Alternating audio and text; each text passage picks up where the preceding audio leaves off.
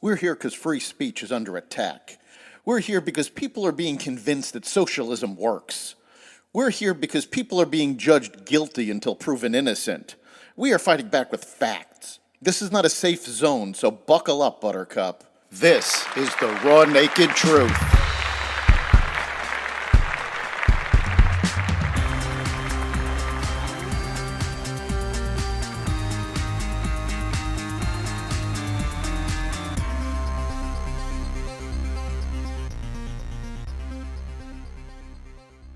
Trump talks abortion.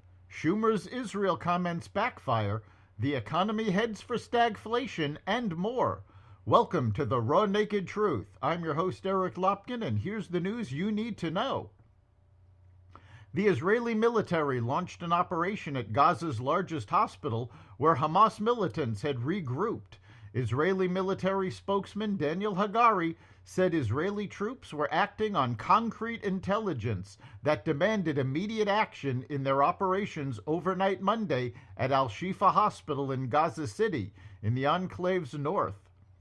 The Israeli military said it took control of a part of Al-Shifa after a 5-hour battle and apprehended about 80 people. Hagari said that senior Hamas militants had re-entered the hospital and were using it to direct attacks against Israel. Israel released a video that it said showed their troops coming under fire from militants at the complex. The Israeli military urged people present in and around the hospital to leave. Former President Donald Trump weighed in on the abortion debate.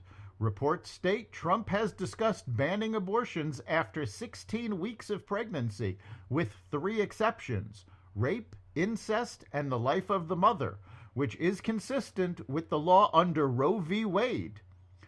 Pretty soon I'm going to be making a decision. I would like to see if we could make both sides happy, Trump said. While he has not officially announced his recommendation for abortion, his stance on the issue illustrates the changing attitudes and strategies among Republicans.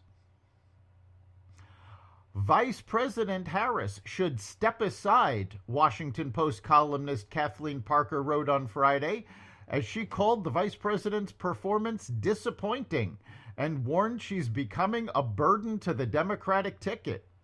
While she said she was pulling for Harris to succeed, Parker argued her performance has been disappointing. The Kamala conundrum comes down to this: she was picked because she was black and female, a combo tantamount to job security. Now that she has become a burden to the Democratic ticket, Biden can't fire her. He can't risk alienating his base. Full stop. The seriousness of this situation can't be overstated. Biden's diminishing faculties, notwithstanding his relatively successful State of the Union address, and his increasing physical frailty are concerning, Parker wrote. This is coming from the Washington Post. Israeli Prime Minister Benjamin Netanyahu issued a sharp rebuttal against Senator Chuck Schumer, who called for new leadership in the Jewish state. I think Schumer's statements are wholly inappropriate. I think we're not a banana republic. The people of Israel will choose when they'll have elections, who they elect, and it's not something that will be foisted upon us, Netanyahu said. Netanyahu's popularity has gotten a bounce in the polls, which some say is partly due to the Biden administration and Democrats' growing criticism against the Jewish state. Israel's Channel 14 published a survey Wednesday, a day before Schumer's broadside against the Jewish state, noting the chance Netanyahu's conservative bloc could garner an additional 6 seats in the parliament after Minister without portfolio Gideon Sa'ar ended his partnership with Benny Gantz's National Unity Party. Democrats have become increasingly critical of Israel in order to appease the far left contingency of their party. The U.S. economy is sinking into a 1970s-style dilemma where inflation sticks around but the economy cools, according to a top equity strategist at Bank of America.